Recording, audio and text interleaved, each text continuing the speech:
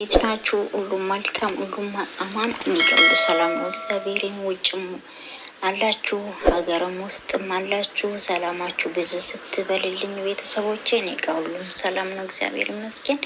ሰብስክራይብ እያደረጋችሁልኝ በጣም ነው የማመሰግነው። ሰብስክራይብ አላደረጋችሁ ሰብስክራይብ አደረጉልኝ። ዩቱቤ ቤተሰቦቼ እላችኋለሁ፣ ወዳችኋለሁ።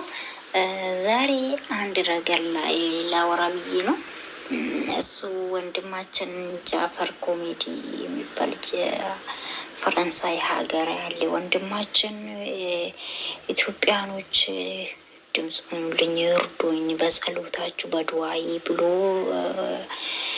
ሶሻል ሚዲያ ላይ ቲክቶክ ማህበራዊ ሚዲያ ላይ ተለቆ ነበር እና ከዛ አየሁት። በጣም ነው አዛዘነኝ። እኛ ህዝብ ምቀኝነት እርስ በርሳችን ሀገር ውጭም ሆነን ውስጥም ላይ እንደዚህ ቅናተኛ ሆነን የምንገዳደልበት ህዝብ ሆነናል ብዬ በጣም ነው ተሰማኝ። እውነቴ ነው የምላችሁ።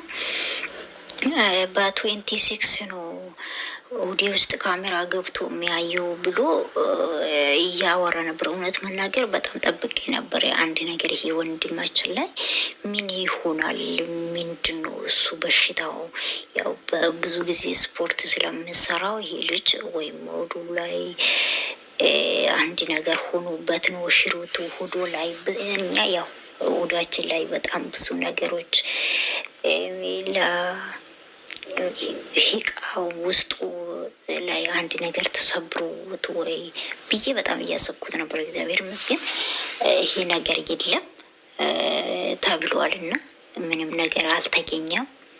ይሄ በጣም ታርጌት አድርጎ ሰው ላይ የሚሰራ ሰይጣናዊ ስራ መቼ ነው ከኛ መረቃው? እውነት መናገር ምቀኝነት፣ ሰው እንደምትጣሉ የምትሞክሩ ሰዎች እውነት ነው የምላችሁ በጣም ነው የማያስጠላው ይሄ ነገር።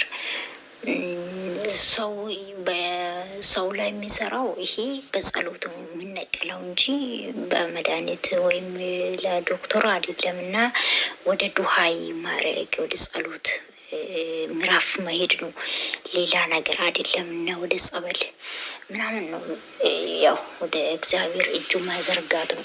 ይሄ የምነቅላ ከስጋችን ከህይወታችን እና ከነመንፈሳችን ከልጆቻችን ላይ የምነቅላው በጣም የሚያሳዝን ነው ይሄ ማለት ነው። ይህ ወንድማችን ቆይቷል መሰለኝ ወደ 6 ወር 7 ወር ምናምን ሆነዋል እንደዚህ ነገር ማሰቃየት ከጀመርኩት ብሎ መናገር እሱ በጣም ነው የሚያስደነገጠው። ራሳችን ቅርብ ሰዎች ነው ይሄ ነገር እኛ ላይ የሚያደርጉ እንጂ ሩቅ ሆኖ አይደለም ይሄ ነገር የሚሰሩት። ራሳችን እንጠባበቅ፣ ራሳችን እንፈተሽ። ሁላችንም ራሳችን ከሰው እንጠበቅ። ሁላችንም ማናቀው ጥላት አለን እኛ። ሴጣን እኛ ላይ ምንም አይሰራም። ሴጣን ሰው ላይ የሚሰራው ምቀኛ ከሩቅ አይደለም የሚመጣው፣ ወይም ከወንዝ ተሻግሮ አይደለም እኛ ላይ ተንኮል የሚሰራው። እውነቴ ነው የምላችሁ ሚያቀን ዘመድ ውስጥ ወይም ጓደኛ ቅርብ ጓደኛ ከፋሚሊ ውስጥ ነው የሚነሳው። እና እንደዚህ ሰዎች እኛም በጉዱ ከጎናችን ሆኖ ነው፣ ከሩቅ አይደለም። እግዚአብሔር የጠብቃችሁ መድኃኔዓለም። እውነት በጣም ያዛዝናል። ወንድማችን ጃፈር እግዚአብሔር ምሕረቱ ከሰማይ ይላክልክ። ያው እንደ ሰው በጣም ለፍተሃል፣ በጣም ለፋ ወንድማችን። እውነት ማናገር ብዙ ነገር አደረገ። ሐኪም የሚቀራለትን አልመሰለኝም። ትልቅ ከፍተኛ ዶክተር ጋር ነው ይርኩት ብሎ ተናገረ። መጨረሻ ነው ይሄ። እናቱ ጋር ሂዶ ሀገሪቱ መጥቶ ያው ዱዓይ ሊያደረግበት ይገባል ይሄ ልጅ እንደ እምነቱ። ክርስቲያኖች ደግሞ እኛ ጸሎት እናደርጋለን። እግዚአብሔር ይሄ ክፉ አውሬ ከውስጡ ነቅሎ እንደሚጥል እግዚአብሔር እጅ አምናለሁ። እውነቴ ነው የምላችሁ። እግዚአብሔር ሁሉም ነገር ይችላል። አንድ ታሪክ ላይ እናገራለሁ እኔ ዛሬ። ይሄ ነገር እኔ ለም ተደርጎ ነበረ ከዚህ በፊት እኔ በጣም ታምሜ ነበረ። ሞታሉ ራሱ ብዬ እየተጠበቀ ነበር ሞቴ። ሰይጣን አዋጅ አውጆ ከዚህ በኋላ ሰዋቱንም ወርቃለች ከዚህ በኋላ እያሉን ዘመዶቼ ራሱ ተስፋ እያስቆራረጡኝ በጆሮዬ ስትሰሙ ደግሞ በጣም ትደነገጣላችሁ። ይሄ ነገር በጆሮዬ እየሰማሁት ያየሁት ነበረ። እግዚአብሔር ደግሞ ምሕረቱ ልኮልኝ አንሰጥቶልኝ እና እዚህ ደረስኩት። እግዚአብሔር ይመስገን።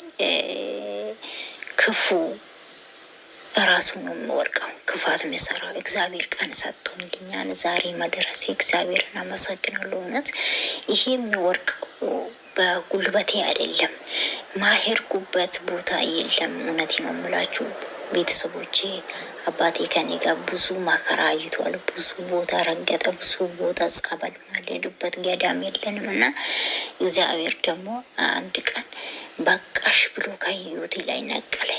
ይሁዲ አልበላም አልጠጣም፣ አበሳጫለሁ፣ ቤተሰቦቼ ላይ ይነሳሉ። አንዳንድ ጊዜ ደግሞ በቃ ብዙ መከራ አይቼ እኔ ማለት ነው። እግዚአብሔር ደግሞ ቀን ጠብቆ ሰዓቱ ጠብቆ ከህይወቴ ከስጋዬና ከነፍሴ ነቀለ። እግዚአብሔር ስሙ ይባረክ። ለምን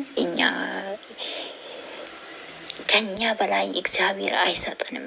እኛ የሚያክል እኛ የሚመጥን ፈተና ነው የሚሰጠው እግዚአብሔር። ለዛ ነው እግዚአብሔር አይተውንም።